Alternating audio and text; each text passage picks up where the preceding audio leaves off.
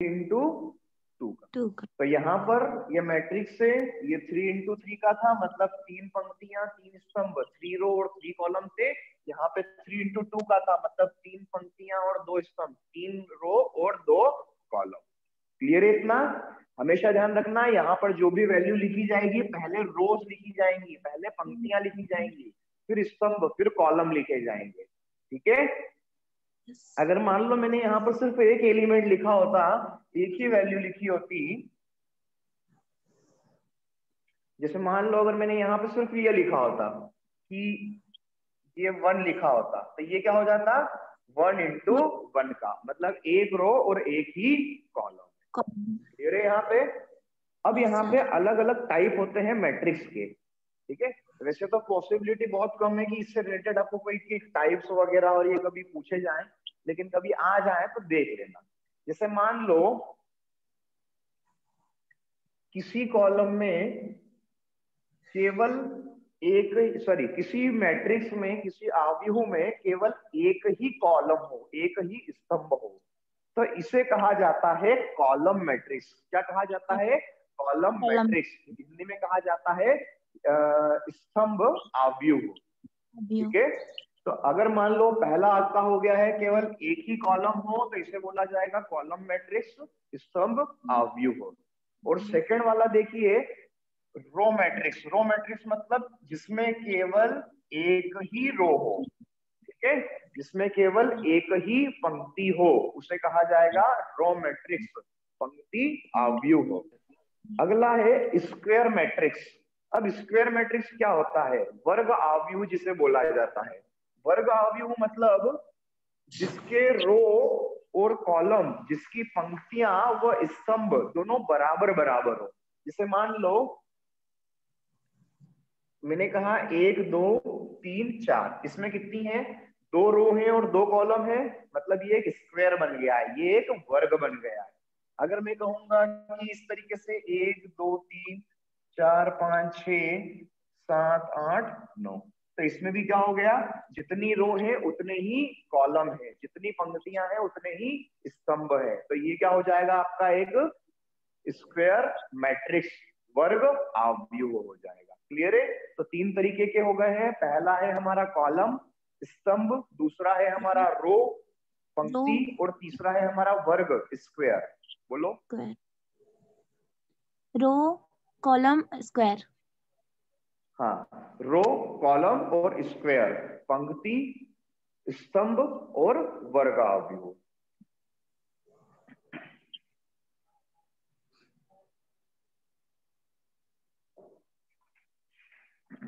फिर आता है हमारा डायगोनल मैट्रिक्स, जिसे कहा जाता है विकर्ण आव्यूह।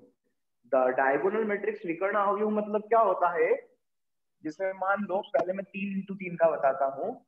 एक ऐसा मैट्रिक्स जो कि केवल विकर्ण में, जैसे बताइए अगर मैं कोई स्क्वायर या फिर रेक्टेंगल बनाता हूँ, मतलब जैसे मान लो ए बी सी और डी, कोई भी मैं अगर वर्ग या फिर आयत वगैरह कुछ बनाता हूँ, तो इसमें विकर्ण डायगोनल कहाँ से कहाँ तक बनेगी? बीच में बनेगी ना। कहाँ से कहाँ तक? ए बी सी डी है, तो कहाँ से कहाँ तक बन सकती है? एक बी पंक्ति से ए डी, तक बन सकती है, या फिर बी एक से बी से डी डी। बन सकती है। तो यहाँ पर भी जो विकर्ण आव्यूह है, जो डायगोनल मैट्रिक्स है, वो भी यही बोलता है। वो क्या बोलते हैं कि जो भी डायगोनल में एलिमेंट होंगे वहां पर तो कोई वैल्यू होगी। मतलब जो विकर्ण में, जैसे ये विकर्ण बन गया हमारा, इसका आव्यूह का मैट्रिक्स का डायगोनल बन गई, तो यहाँ पे डायगोनल में कोई तो वो होंगे, मतलब कुछ भी एलिमेंट, कोई भी वैल्यूज होंगी, और बाकी सारी जितनी भी संख्याएं होंगी, जितने भी नंबर्स होंगे, जितने भी एलिमेंट होंगे, वो सब क्या होंगे? 0। जैसे मान लो मैंने कुछ इस तरीके से किया इसको कि 2 बाय 2 का बनाया, तो 1 0 0 2, तो ये भी एक डायगोनल मैट्रिक्स ही होगा। क्यों? क्योंकि इसकी जो डायगोनल है, इसका जो विकर्ण है, केवल वहीं पर एलिमेंट होंगे, बाकी सारे जो भी एलिमेंट होंगे, जितनी भी संख्याएं होंगी, वो सब क्या होंगी? 0 होंगी। क्लियर है सभी को? तो ये होता है हमारा डायगोनल मैट्रिक्स, विकर्ण आव्यूह।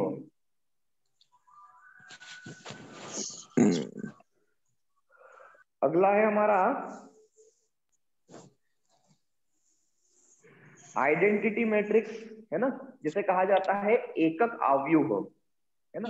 एकक अवयव में क्या होता है, एक एक होता है जिसमें उसकी वैल्यू 1 होती है और वहां पे डायगोनल में जो विकर्ण होता है वहां पे हमेशा 1 ही रहेगा।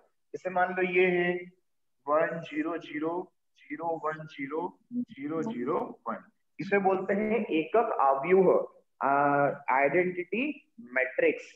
इसमें क्या ऐसे। होता है, जितने भी एलिमेंट होते हैं सिर्फ डायगोनल में होते हैं, और डायगोनल में होता क्या है, सिर्फ एक होता है, 1 होता है, और उस पूरे की वैल्यू भी क्या होती है, हमेशा 1 ही होती है। क्लियर है सभी को।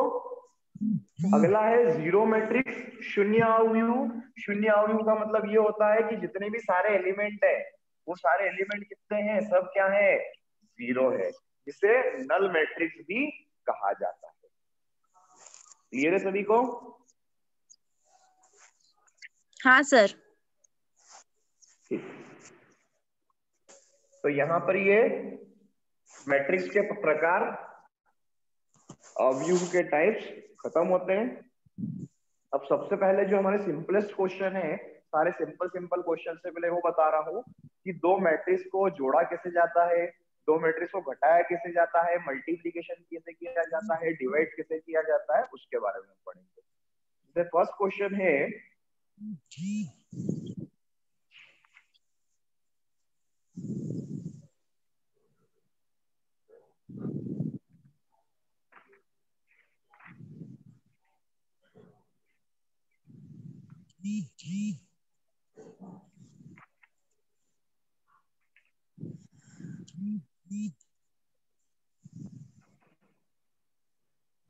अच्छा इसके पहले कुछ और क्वेश्चंस हैं, बेसिक क्वेश्चंस है, वो देख लेते हैं अपन।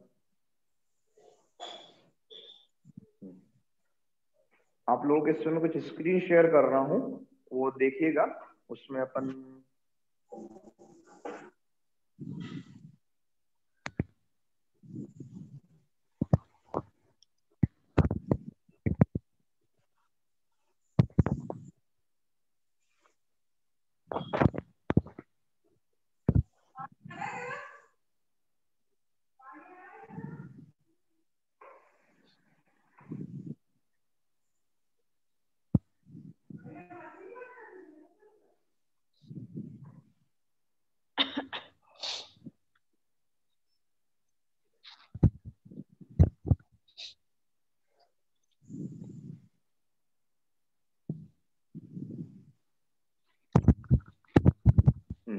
सभी को स्क्रीन दिख रही है? Yes sir. बुक दिख रही है आपको? मैंने सामने स्क्रीन पर खोल रखी है। हाँ दिख रही है। अब सबसे पहली एक्सरसाइज है इसमें फर्स्ट क्वेश्चन है आपका 3.1, एक मैट्रिक्स दिया हुआ है। तो सबसे पहले तो मुझे इसका ऑर्डर बताओ, ये किस ऑर्डर में है, मतलब इसमें कितनी पंक्तियां हैं और कितने स्तंभ हैं, कितने इसमें रो हैं और कितने कॉलम हैं, बताओ। 4 कॉलम्स है और 3 रो है। 3/4। इसको ऑर्डर कैसे लिखा जाएगा, 4x3 लिखा जाएगा कि 3x4 लिखा जाएगा? 3x4। 3x4 मतलब यहाँ पर जो फर्स्ट इसका ऑर्डर हो जाएगा, 3 पंक्तियां हैं और 4 कॉलम है, 3 इसमें रोज है और 4 स्तंभ कॉलम है। ठीक है, तो फर्स्ट वाले का आंसर क्या आ जाएगा, 3x4। इसमें नंबर ऑफ एलिमेंट्स कितने हैं, नंबर ऑफ एलिमेंट्स मतलब इसमें कितनी संख्या है, टोटल कितने इस अवयव में वैल्यूज हैं, तो कितने होंगे टोटल इसमें element? 12।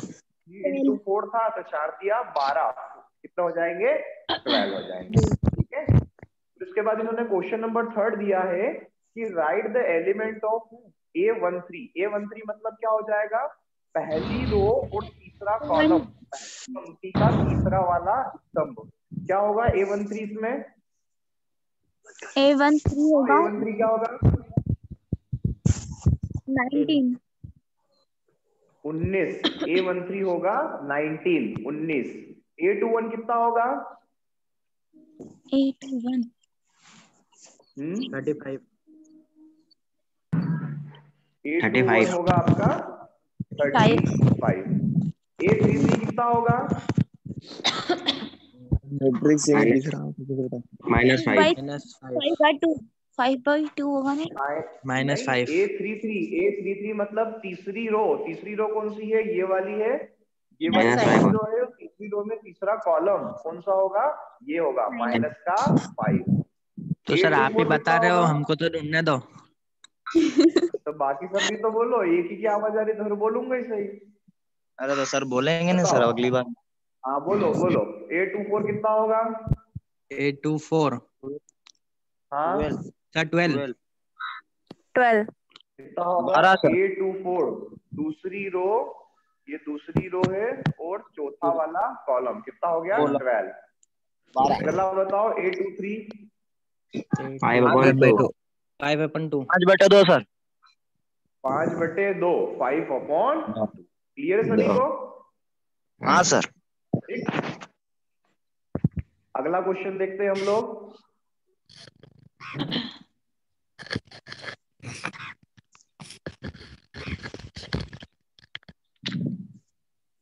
Second is, if a matrix has 24 elements, what are the possible order it can have?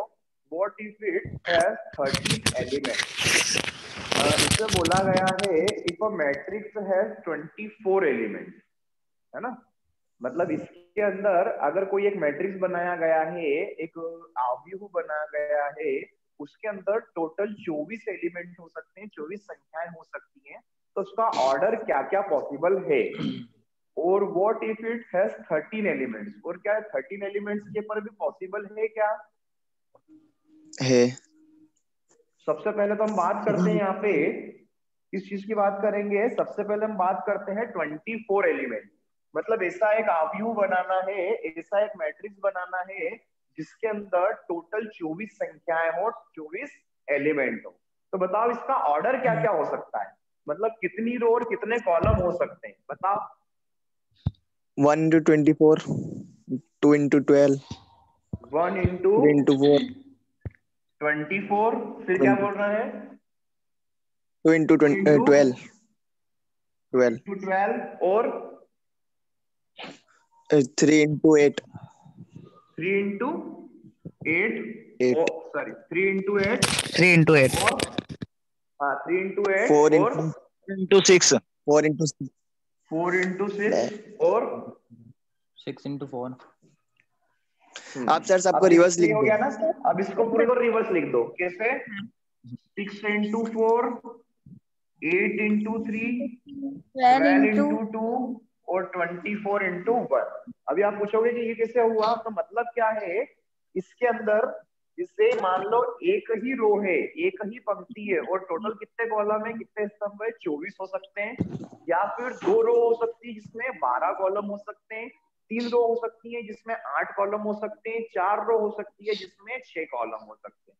इसी तरीके से अगर पढ़ते हैं तो 6 रो हो सकती है और 4 कॉलम हो सकते हैं, 8 रो हो सकती है, 3 कॉलम हो सकते हैं, 12 रो हो सकती है, 2 कॉलम हो सकते हैं, या 24 ही रो हो सकती है डायरेक्ट।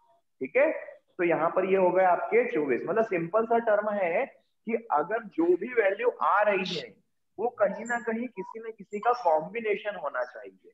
कॉम्बिनेशन मतलब वो किसी न किसी की टेबल में होनी चाहिए, तो उसके फैक्टराइजेशन कर देंगे हम, और कुछ भी नहीं करेंगे। जैसे 24 किसके टेबल में आता है? 1 की टेबल में आता है, और 24 24 की टेबल में आता है। 24 किसके टेबल में आता है? 12 की और 2 की टेबल में आता है। 8 और 3 की टेबल में आता है। 4 और 6 की टेबल में। ठीक है, तो ये क्या हो जाएगा? अगर कोई ऐसा मैट्रिक्स जिसमें एलिमेंट 24 है तो उसके ये ऑर्डर हो सकते हैं। इतनी तरीके से वो मैट्रिक्स आव्यूह बन सकता है। अब मान लो उसमें एक और चीज पूछी गई है कि 13 एलिमेंट है। कितने एलिमेंट है? टोटल 13 है। तो क्या बताइए, मैट्रिक्स बनाना पॉसिबल हो सकता है क्या? हो सकता है। बताओ क्या हो सकता है? सर 0 लिख देंगे। 1 into 3, 1, जो एक बचेगा उसमें। केवल 2 ही मैट्रिक्स पॉसिबल हो सकते हैं इसके अंदर। कौन कौन से मैट्रिक्स पॉसिबल हो सकते हैं? 1 into 13, या 13 तो 1 into 13 और 13 into 1। मतलब जिसकी टेबल में अगर कोई, मतलब जो वैल्यूज अगर प्राइम नंबर है किसी की टेबल में नहीं आ रहा है, तो वो मान के चलना सिर्फ एक ही के साथ में हो सकता है। किसके साथ में बन सकता है? वो अकेला मैट्रिक्स बन सकता है। या तो वो रो मैट्रिक्स बनेगा या फिर वो कॉलम कॉलम मैट्रिक्स बनेगा, या तो वो स्तंभ अवयव बनेगा या फिर वो पंक्ति अवयव बनेगा, इसके अलावा और कुछ भी नहीं बन सकता। क्लियर है सभी को? हाँ सर। तो फर्स्ट वाले का आंसर आपका आ गया कि अगर 24 है तो कितने एलिमेंट होंगे, और वो है तो 13 है तो कितने एलिमेंट बनेंगे। सर इस चैप्टर में कोई फॉर्मूले तो नहीं है ना? नहीं, फॉर्मूले वगैरह नहीं है। अगला क्वेश्चन है, if a matrix has 18 element, what is the possible order it can have, what if it has 5 element. अगर मान लीजिए किसी मैट्रिक्स में किसी अवयव में 18 संख्याएं दी गई हैं, 18 एलिमेंट्स दिए गए हैं, तो उसका ऑर्डर क्या हो सकता है, और 5 एलिमेंट है तो उसका ऑर्डर क्या हो सकता है, बताओ। सर ये तो सेम है, सेकंड जैसा। ये तो बताओ ना, 18 एलिमेंट में क्या क्या ऑर्डर हो सकते हैं। सर 1 into 18 लिख दो। सब 1 into 18 है, 9 into 2 है, 4 6 3 8 6 6 3 18, ठीक है, मतलब वही चीज है। क्लियर है सभी को? किसी को कोई डाउट तो नहीं है? किसी को कोई डाउट तो नहीं है? नहीं है सर। नहीं है सर। अब अगर मान लो, 2 मिनट रुकिएगा, अगला क्वेश्चन है,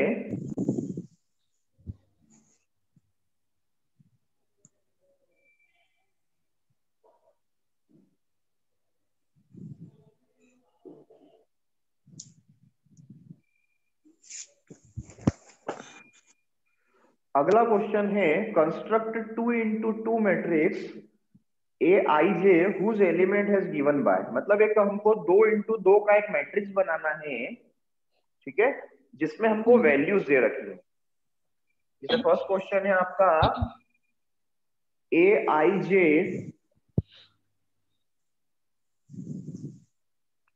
इक्वल टू दे रखा है I plus j की पावर 2 अपॉन में दे रखा है 2, ठीक है, जिसमें हमको मैट्रिक्स में दे रखा है Aij। आई का मतलब यहाँ पर क्या होगा बताइए, क्वेश्चन को आपको देख के तो समझ में आ रहा हो तो। सर कौन सा आई रो। आई मतलब रो होगी या कॉलम होगा, पंक्ति होगी या स्तंभ होगा? कॉलम होगा।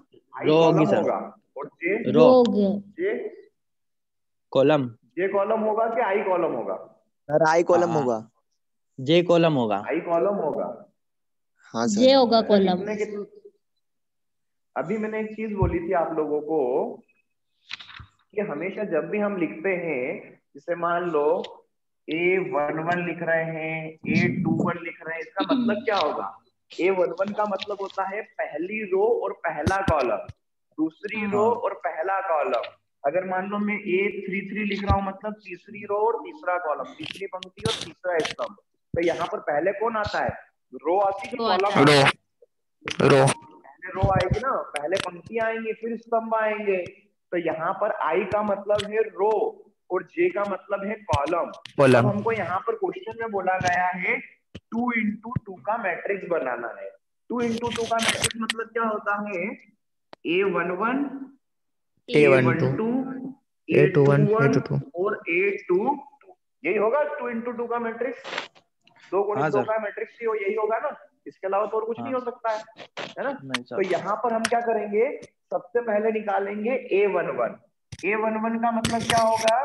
जहां जहां पर I है वहां वहां पर हमें 1 रखना है, जहां जहां पर J है वहां वहां पर भी हमको 1 रखना है। तो कितना हो जाएगा? 1 + 1 2, 2 का स्क्वायर कितना हो जाएगा?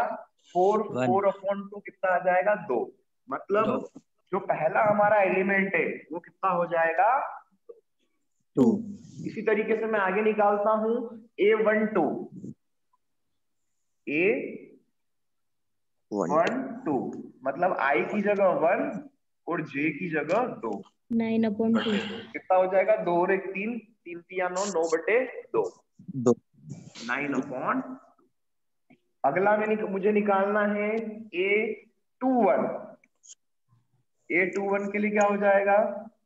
2 + 1 3, 3 3 9, 9/2, ये आ जाएगा 9/2। 2 निकालूंगा तो यहाँ पे आ जाएगा 2 2 4 4। क्या गलत है? 4 16 सही है 16 सही। इसका 8 आएगा सर। 8। क्या गलत क्या है इसमें? अरे अरे सर वो आदर कंफ्यूज हो जाएगा था सर, कंफ्यूज हो कुछ जाएगा नहीं सर, हाँ, ऐसे ही हो तो गया। दो दो तो दो दो चार, चार चौक 16, 16/2 कितना आ जाएगा? 8। 8। तो ये आ गया आपका 2x2 का मैट्रिक्स, जिसमें हमें ए आई जे दे रखा था। क्लियर है सभी को? यस। इसी तरीके से इसके और क्वेश्चन है, वो भी देख लो। जैसे ये ए आई J equal to I upon जे और ये सब दिया हुआ है, ठीक। सर मैट्रिक्स की प्रॉपर्टीज भी होती है ना? कौन सी वाली? 5 प्रॉपर्टीज होती वो है ना इसकी? नल नल नल मैट्रिक्स और उसके लिए वो भी आगे अपने ऑपरेशन वाले आएंगे ना, मैं उसमें बताऊंगा उसके। वो ऑपरेशन को थ्रू निकालने वाले, इनवर्स वगैरह निकालना है तो उसमें बताऊंगा। अब जैसे अगला है ए आई J equal to I upon जे और ये है, तो इसके देखो ये क्वेश्चंस के आंसर यही रहे। ये ए आई जे आई अपॉन जे था तो ये वैल्यू निकली, फिर ये कर लोगे ये तो क्वेश्चन, हाँ कर लेंगे।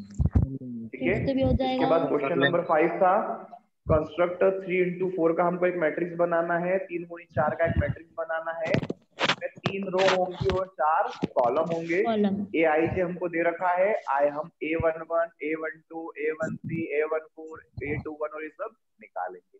जैसा ये क्वेश्चन करवाया था मैंने, सेम वैसा का वैसा ही होगा।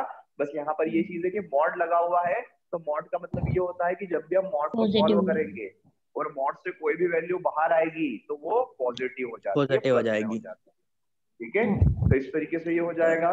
उसके बाद में फाइंड द वैल्यू, अगला क्वेश्चन है क्वेश्चन नंबर 6 पर हम आ जाते हैं, है ना। 6 में बताता हूँ। 6 में से क्वेश्चन दे रखा है,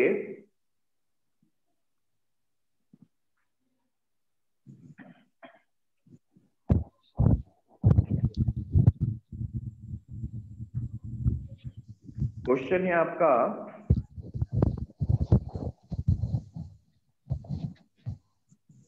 4 3x 5 equal to YZ1 y z 1 4। यहाँ पे देखिए दो इक्वल मैट्रिक्स दे रखे हैं, दो अवयवों को बराबर बराबर दे दिया गया है। तो इसको हम किस तरीके से कंपेयर करके कर सकते हैं, वैल्यू हम डायरेक्टली निकाल सकते हैं, ठीक है। अब यहाँ पे देखिएगा, दो मैट्रिक्स को कंपेयर हम इक्वल में तभी कर सकते हैं जब उसके ऑर्डर जो हो, जो एलिमेंट है वो बराबर बराबर है। जैसे हम यहाँ पर देखेंगे, ये जो मैट्रिक्स था ये था हमारा 2x2 का, और ये भी कितने का था हमारा 2x2 का। तभी हम इसको कंपेयर कर पाएंगे। अगर मान लीजिए ये 2x2 का होता है, ये 1x2 का होता तो हम इसको डायरेक्टली कंपेयर नहीं कर सकते थे, तो इसको हमको बनाना पड़ता। जैसे मान लो अगर कभी ऐसा होता कि यहाँ पे 4 3 2 1 जो भी है और सामने सिर्फ एक ही दे रखा है और कुछ भी नहीं दे रखा है, तो पहले हमको इसको भी इसी ऑर्डर में चेंज करना पड़ता। तो इसको हमको इस ऑर्डर में चेंज करने के लिए हम क्या कर सकते थे, यहाँ पर उसे कोई सी भी वैल्यू हम उसको बना सकते थे, वैल्यू को निकाल सकते थे, बना सकते थे, ठीक है। वैसे तो ऐसे कोई क्वेश्चन आते नहीं है, लेकिन ध्यान रख लेना कि जब तक आमने सामने वाले मैट्रिक्स एक दूसरे के बराबर ऑर्डर नहीं होगा, तब तक हम उसमें उसकी कंपेयर करके उसकी वैल्यू नहीं निकाल सकते। अब यहाँ पर आप डायरेक्टली भी निकाल सकते हो। जैसे हमको यहाँ पे क्वेश्चन में बोला है कि हमको x, y और z की वैल्यू निकालनी है, तो सिंपल से टर्म है, x के सामने कौन था 1, कंपेयर करते हैं मतलब इधर का A11 इधर के A11 से कंपेयर करेंगे, इधर का 12 इधर के 12 से कंपेयर करेंगे, इधर का 21 इधर के 21 से कंपेयर करेंगे, इधर का 22 इधर के 22 से कंपेयर करेंगे। तो यहाँ पे जैसे हमने करा तो x की वैल्यू कितनी आ गई